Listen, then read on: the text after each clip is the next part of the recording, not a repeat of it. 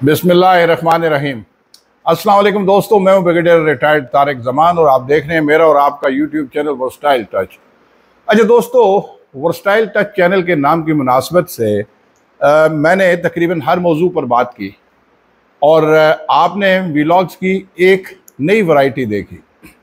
अच्छा, मेरी कोशिश हमेशा रही कि हर मौजू पर आप तक इल्म और हिदायत की रोशनी भी पहुंचाता रहूं और आपकी दिलचस्पी को भी मलहूज़ खातिर रखूं। अच्छा, इस ज़िम्न में आज एक इंतहाई अहम पहलू पर जिसारत कर रहा हूं। जिसारत इसलिए कि मैं कोई मजहबी आलिम नहीं, लेकिन थोड़ा बहुत जो इल्म है या थोड़ी रिसर्च की, उसी की रोशनी में आप तक बातें पहुंचाऊंगा। मेरी आपसे सिर्फ इतनी इस्तदा है कि मेरे इस व्लॉग को पूरी यकसोई और दिल जमई से देखिए और सुनिएगा कि बतौर मुसलमान इसमें हम सब की बेहतरी और रहनुमाई है। दोस्तों, अल्हम्दुलिल्लाह बहसीयत मुसलमान हमारी अक्सरियत नमाज की पाबंद है। ये मैं अक्सर मसाजिद में भी देखता हूँ, आम जिंदगी में भी देखता हूँ। ओवर द ईयर्स माशाल्लाह लोग बहुत नमाजी हुए हैं, लेकिन हम में से बेशतर कुरान और सुन्नत के मुताबिक नमाज के अहकाम और आदाब से नाबलद हैं। बदकिस्मती से शायद इनमें मैं भी शामिल था। यही वजह है कि इनमें से अक्सर दोस्तों का बकौल उनके नमाज में दिल नहीं लगता। दोस्तों, मेरा ये मुख्तसर सा व्लॉग इस सिलसिले में आपकी खातिर और आपकी खातिर ख्वाह इवन रहनुमाई के लिए मैं ये जसारत कर रहा हूँ। मुझे यकीन है कि इसे सुनकर आप में नमाज की अदायगी की बाबत एक नुमाया तब्दीली आएगी। जिस तरह अल्लाह ताला के हजूर नमाज अदा करना फ़र्ज़ है, इसी तरह हर नमाजी पर भी ये फ़र्ज़ है कि अदायगी के दौरान कुरान और सुन्नत के अहकाम की पाबंदी करें। अच्छा दोस्तों, सलात यानी नमाज, इसके मानी क्या हैं? इसके मानी हैं कि किसी जानिब रुख करके आगे बढ़ना और उसके करीब हो जाना और दुआ करना। लिहाजा नमाज की लफ्ज़ी और मानवी हकीकत 3 नुकात पर मुश्तमिल है। नुक्ता नंबर 1 ये है कि अल्लाह ताला के दरबार में शऊरी तौर पर बढ़कर हाजिर हो जाना। दूसरा पॉइंट ये है कि अल्लाह ताला के हजूर हमतन गोश या हमतन मुतवज्जे हो जाना। और तीसरा नुक्ता वो ये है कि अल्लाह ताला से हम कलाम हो जाना। लिहाजा दोस्तों, ये ज़रूरी है कि तमाम नवाजी कुरान और सुन्नत के मुताबिक चंद अहम बुनियादी शराइत पूरी करें कि वो क्या हैं। मैं मुख्तसरन यहाँ पे आपके लिए बयान करूँगा कि नमाज के लिए अव्वलीन हुक्म इलाही ये है कि नमाजी पूरे शऊर के साथ अपना रुख अल्लाह ताला के लिए उस काबतुल्लाह की तरफ कर ले जो दुनिया में इंसानों के लिए अल्लाह ताला ने बनाया। सबसे पहला घर जो है अल्लाह का, वो बैतुल्लाह है। जो ही नमाजी ये शऊरी अमल करता है, अल्लाह ताला बुजुर्ग व बरतर खुद उसकी तरफ मुतवज्जह हो जाते हैं, यानी अल्लाह पाक उसकी इज्जत अफजाई फरमाता है। कुरान करीम में इरशाद बारी ताला है कि यकीनन अव्वलीन घर यानी बैतुल्लाह जो लोगों की इबादत के लिए बनाया गया है, वो मक्का मुकरमा में है और सारी दुनिया के लिए मरकज़ हिदायत है। दोस्तों, सूरह अल बकरा में एक जगह इरशाद बारी ताला है कि मुसलमानों, तुम जहाँ कहीं भी हो अपना रुख यानी नमाज के लिए मस्जिदुल हराम की जानिब कर लिया करो। अच्छा, एक जगह हदीस मुबारक भी है। अल्लाह पाक ने हदीस मुबारक है, हुज़ूर नबी करीम सल्लल्लाहु अलैहि वसल्लम ने बताया कि अल्लाह ताला फरमाता है कि जब बंदा चल कर मेरे पास आता है नमाज के लिए तो मैं दौड़ कर उसके पास पहुंच जाता हूं। दोस्तों, अब आता हूं दूसरे नुक्ते की जानिब। सूरह बकरा में एक आयत मुबारक है, वक़ूमु लिल्लाहि कानितीन, यानी अल्लाह के हजूर नमाज में आजिज़ी और इंकिसारी और जज्बा ताबेदारी के साथ खड़े हुआ करो। इस हुक्म रब्बानी पर अमल के लिए ज़रूरी है कि रब्बुल आलमीन की बेहिसाब नेमतों और बरकतों को लम्हा भर के लिए इंसान याद कर ले, ताकि ज़हन यकसू हो जाए और इस तरह बंदा मोमिन बआसानी अपने रब के हुजूर मुअद्दब खड़ा हो जाए। जैसा कि एक हकीर गुलाम एक आका के सामने हो। अच्छा दोस्तों, यूं ही नमाजी अल्लाह ताला बुजुर्ग व बरतर के हजूर मुकम्मल मुअद्दब और यकसू हो जाता है, तो ज़रूरी है कि वो कुरान और सुन्नत के चंद मज़ीद अहकामात को भी ज़हन में ताज़ा कर ले। कुरान हकीम में यह भी इरशाद फरमाया गया कि तुम अल्लाह अजीज़ और रहीम पर तवक्कल करो, जो देखता है तुम जब खड़े होते हो नमाज में, और देखता है तुम्हारी नक्लो हरकत और सजूद करने वालों के दरमियान भी। अल्लाह ताला आपको देख रहा है, उनके दरमियान भी जो रुकू और सजूद कर रहे हैं। दोस्तों, एक हदीस मुबारका भी है कि तुम अल्लाह की इबादत इस तरह करो जैसे तुम उसे देख रहे हो, और अगर तुम उसे नहीं देख रहे तो ख्याल करो कि वो तुम्हें ज़रूर देखता है। अब इन दोनों अहकामात का मतलब ये है कि नमाजी ये अच्छी तरह से जान ले कि अल्लाह हाज़िर नाज़िर है, और नमाजी अपनी पूरी नमाज में ये एहसास रखे कि अल्लाह ताला बुजुर्ग व बरतर उसे देख रहा है। दोस्तों, मेरे अभी तक बयान करदा नुकात कुरान और अहादीस की रोशनी में जो मैंने बताए, उन पर अमल से नमाजी को न सिर्फ लज़्ज़त शुक्रगुज़ारी, आजिज़ी और यकसोई हासिल होगी, बल्कि वो एक कैफ व सरूर में अपने महबूद हकीकी को देखने का एहसास भी पा लेगा। बस इसी कीमती लम्हे में नमाजी को फ़ौरन अल्लाहु अकबर यानी अल्लाह सबसे बड़ा है का इलाम अकबर करके खुद को हाथ बांधे अल्लाह ताला के सुपुर्द कर देना चाहिए।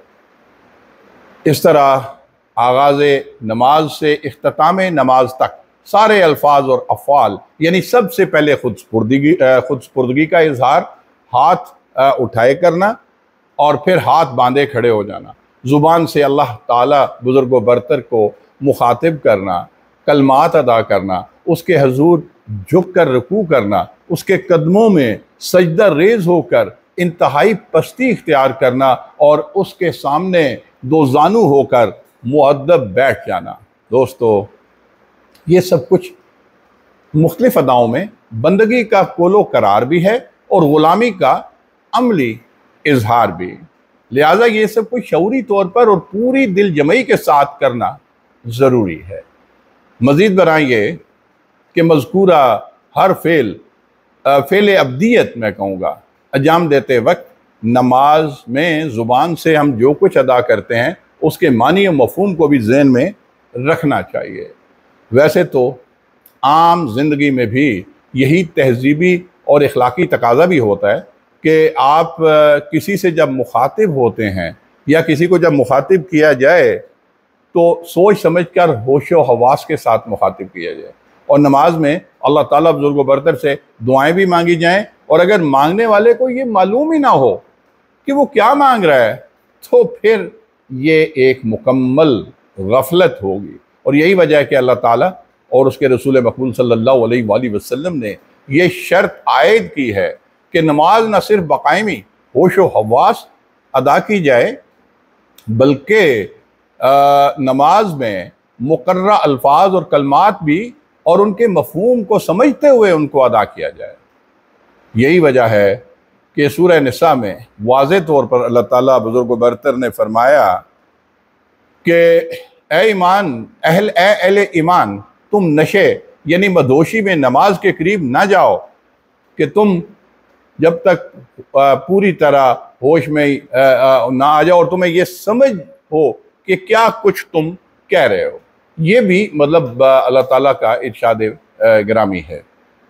दोस्तों, मैंने जो तरीक़ा नमाज कुरान और अहादीस की रोशनी में अभी तक बयान किया, इससे तमाम अवामिल यानी जिस्म जाँ, फ़िक्र नज़र, कल्ब रूह और ज़ुबान व ज़हन सब अल्लाह पाक अल्लाह ताला बुज़ुर्ग व बरतर की जानिब मुर्तकिज़ हो जाएंगे।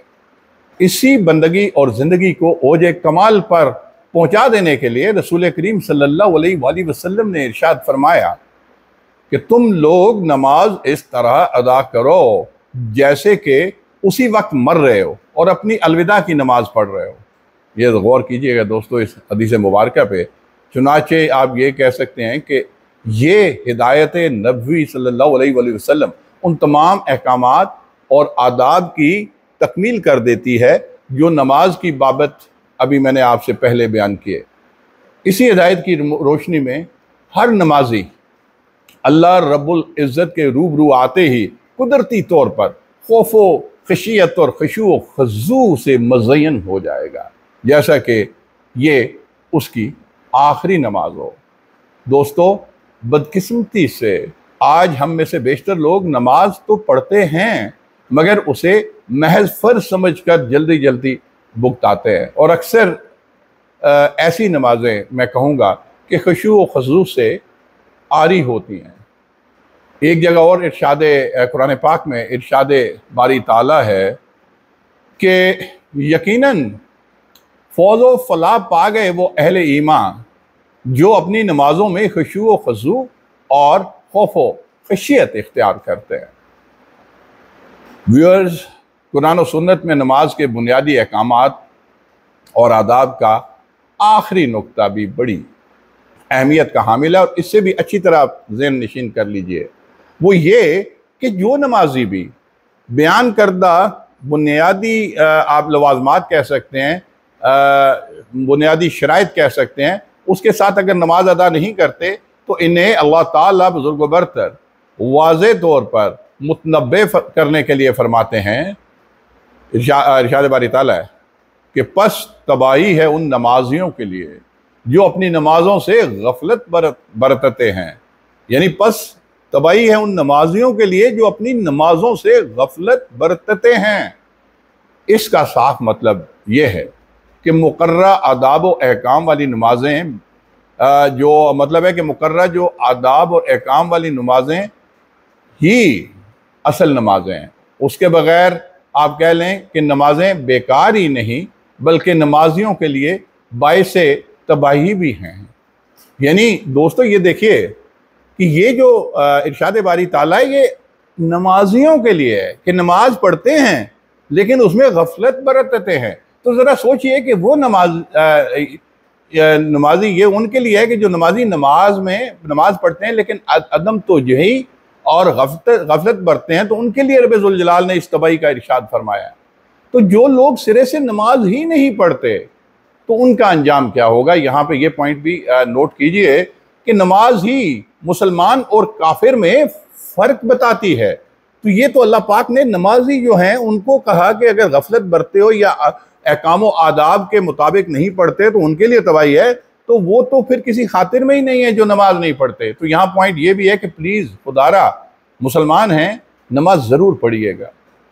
अच्छा दोस्तों, क्योंकि आज का विलाग खुशू व खजू के साथ नमाज की बाबत कुरान और सुन्नत की रोशनी में मैंने जो भी आप तक अल्लाह पाक के अहकामात या नबी करीम सल्लल्लाहु अलैहि वसल्लम के इरशाद गिरामी जो थे वो मैंने आप तक पहुँचाए, अहादीस मुबारक भी पहुँचाई।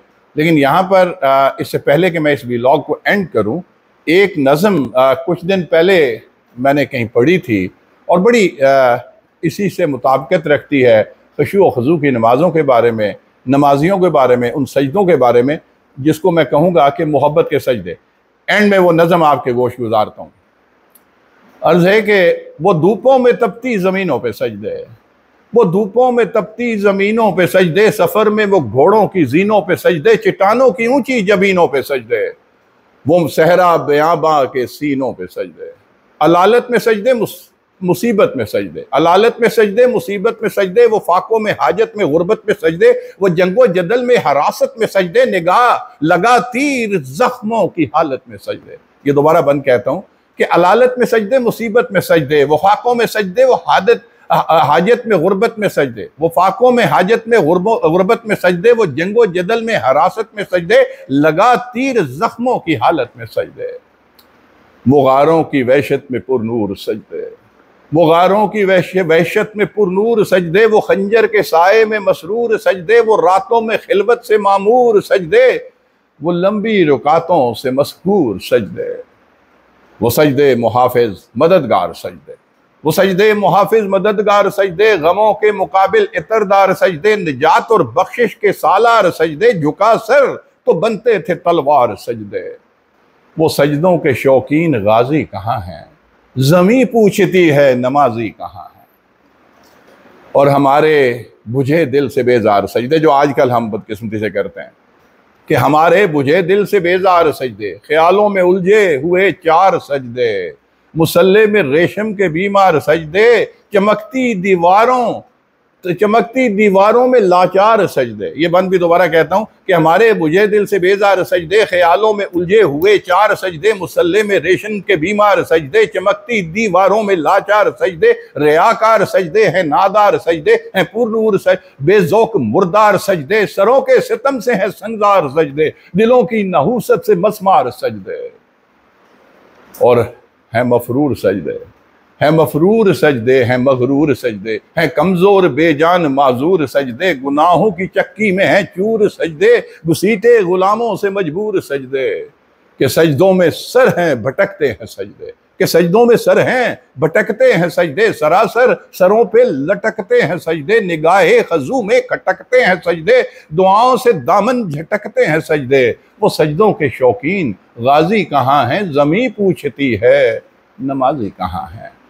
और चलो आओ करते हैं तोबा के सजदे, चलो आओ करते हैं तोबा के सजदे, बहुत तिश्नगी से तवज्जा के सजदे, मसीहा के आगे मदावा के सजदे, नदामत से सर हम शिकस्ता से सजदे, रजा वाले सजदे, वफा वाले सजदे, अमल की तरफ रानुमा वाले सजदे, सिरापा अदब इल्तिजा वाले सजदे, बहुत आजिज़ी से हया वाले सजदे, और निगाहों के दरबां रवादार सजदे, निगाहों के दरबार रवादार सजदे, वो चेहरे की जहरा चमकदार सजदे, सरासर बदल दें जो किरदार सजदे, के बन जाएं जीने के अतवार सजदे, खजू की कबा में यकीन वाले सजदे, खजू की कबा में यकीन वाले सजदे, रफा अर्श पर हों ज़मीं वाले सजदे, लहद के मकी हम नशी वाले सजदे, वो शाफ़ाए मैशर जबी वाले सजदे, वो सजदों के शौकीन गाजी कहाँ है, ज़मी पूछती है नमाजी कहाँ है, ज़मी पूछती है नमाजी कहाँ है। दोस्तों, इसके साथ ही आज का ये व्लॉग एंड करता हूँ। उम्मीद है कि आप थोड़ा सा इससे रहनुमाई ज़रूर हासिल करेंगे। मैंने एक जसारत की है, आपकी इस पे पसंदीदगी, आपकी इसके ऊपर रिस्पांस, उसी को मद्देनज़र रख के आइंदा गाहे बगाए मजहबी अमूर पे भी जो थोड़ा बहुत नाक़िस इल्म है वो आप तक पहुँचाऊँगा। अपना, अपने घर वालों का, पाकिस्तान का, पाकिस्तानियत का, इंसानियत का ख्याल रखिएगा। अल्लाह ताला पाकिस्तान का हामी और नासिर हो। पाकिस्तान जिंदाबाद।